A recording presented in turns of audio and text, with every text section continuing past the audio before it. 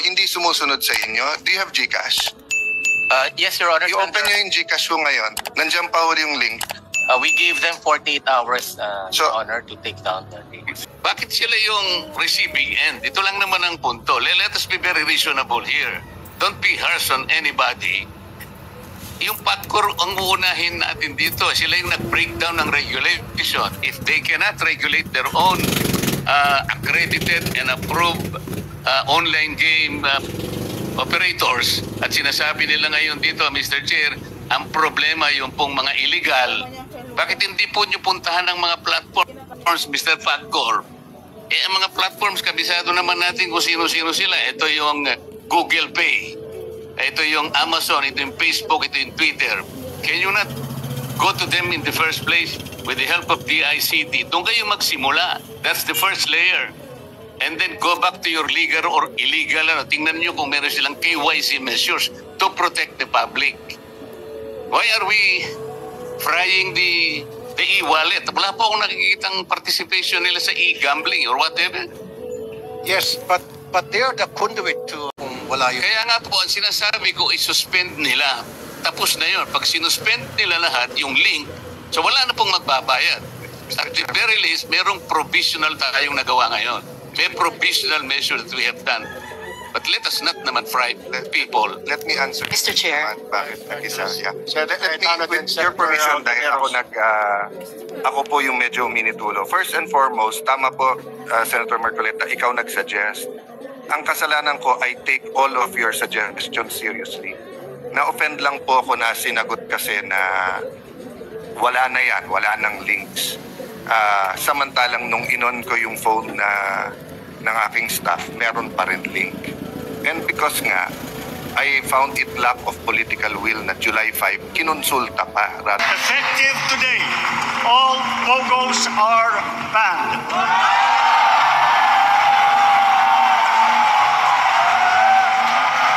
Ang Pogo nagsusugal ay mga dayuhan. Pumapalakpak ang mga congressman dahil ang gusto nilang pumalit ay online laro, online sabong.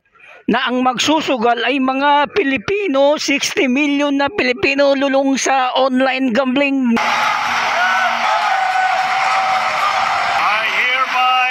I hereby instruct PAGCOR to wind down and cease the operation of POGOs by the end of the year. Hindi, kasi ang sagot nyo kay Senator Marcoleta, kulang na lang pumalakpak ako eh. Kasi yung governor nyo, ang ganda ng statement, dapat daw mahigpit. Pero wala namang aksyon. Seryoso, pinag-uusapan natin eh, lokohan ba to? Ito, di ba? Ang PAGCOR mahirapan sumagot kasi trabaho nila magnegosyo ng ng gaming eh. That's why, di ba, we'll allow them to but you get my point, sir. Why do they need 48 hours? Isn't that instant naman? DICT, pag sinabi ko today, tanggalin nyo yan, hindi kaya ng technical ng mga e-wallets yun. So balato muna, 2 more days? With the permission of our Secretary, Mr. Chair. Yes or no lang, sir? Yes, it can be done right away, Mr. Chair. So, sir, why do we give them 48 hours pa kung sure naman kayo? So, kung may mamatay ng 48 hours kasi nalulundon, okay lang sa atin o sayang kita? Your Honor, Hindi ko naintindihan eh. Kasi binigyan nyo since, it's August 14 eh.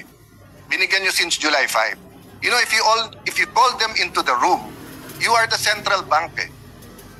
So, I'm sorry, Mr. Chairman, I'm just talking in terms of from the Committee on Banks, di ba? I was briefed. Conservative, these are gentlemen, etc. Wala kayong technical people sa central bank? Kayo nagre-regulate ng e-wallets eh. Kailan mo magtatapos itong 48 hours? it starts from today. Kailangan po matatapos. Anong araw po yan? That's 2 days sa Saturday, Your Honor. Sa Saturday. So sa Saturday, expect natin ng committee na ito na wala ng games dyan sa e-wallet na yan. By end of Saturday. Sa Saturday.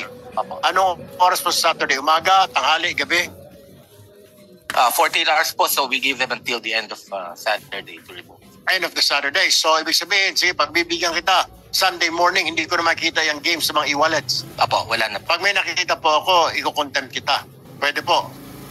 Para malinaw po tayo, hindi yung sabi nga ni Senator Cayetano, wag ko ninyo biro-biruin ng komite na ito. We have a problem. We have a crisis. Hindi po ito basta-basta. We are facing crisis, Mr. BSP, sir. And when you say, Saturday po, huling oras na Saturday, sige, pagbibigyan kita hanggang Sunday. Pag Sunday morning, meron pa pong mga games sa mga e-wallet, sir. Iko-contempt ka namin. Tanggal lang yan, ibig sabihin walang advertising. Pag punta mo sa GCash, sa PayMaya, hindi na lalabas yun. Pero iba yan sa pinagbabawal nyo ng paggamit ng e-wallets sa pagbayad nitong gaming na ito. Let's clarify that. If you're saying the latter, which is to ban, then I am with you, I support you, and I congratulate you if you can do that. Your Honor. Ba't kinakailangan pa ng isang araw na palugit? 48, ba't kinakalan pa ng 48 hours? Eh sabi nga na dito, isang pindot lang yan, tapos na wala na yung apps na yan. Ba't kinakailangan palugit para marami pang pwedeng tumaya? Ang sabi ko nga, maybe BSP should issue a suspension order to all wallet platforms like PayMaya, GCash, etc., to suspend their links to all online gambling operations. Yun po yun eh. Hindi ko alam na bakit sila po yung parang nagigisa ngayon samantalang they're only I think they have only a very limited participation. Sir, are you a game developer? Are you an enabler? Are you a promoter? Di ba ang pinag-uusapan natin dito, Mr. Chair, mga online game gambling operators? Senator Marcoleta, let's just clarify this. Kasi sila yung nagbigay ng pahintulot o lisensya sa mga e-wallets. Pero kasama po ba sa paglilisensya ninyo na pumasok sila sa sugalan, BSP Governor, sir? Did you allow them? I mean, meron po ba kayong go signal to include online gambling sa e-wallets? Did you do that? Kasi ang alam ko po, e-wallet para padala ng pera, di po ba? Bakit po pumayag kayo? I mean, this has been going on for several years now. Mr. Chair, we allowed them to send funds or to remit funds to legal and Ngayon po, bilisan lang po natin. Pinayagan nyo ba sila na maglagay ng gambling? Pinayagan po ninyo. Yes or no, sir? Yes or no? Did you? Did you or did you not? Para malinaw po tayo, may katanungan po Senator Marcoleta. At magtatanong pa po Senator Cayetano, di pa po kami tapos sa PAGCOR. Just answer yes or no. Pinayagan nyo ba? Sandali po, hindi pa nasasagot muna yung tanong ko eh. Ay, kayo muna sumagot sa tanong ko. Kayo po ba ay game developer? Kayo ay enabler, promoter, and marketer ng online games? Kasi hindi po. Mr. Chair, parang sila ngayon ang nagigisa eh. That's why I'd like to point out, ano po ba yung limited participation ninyo eh?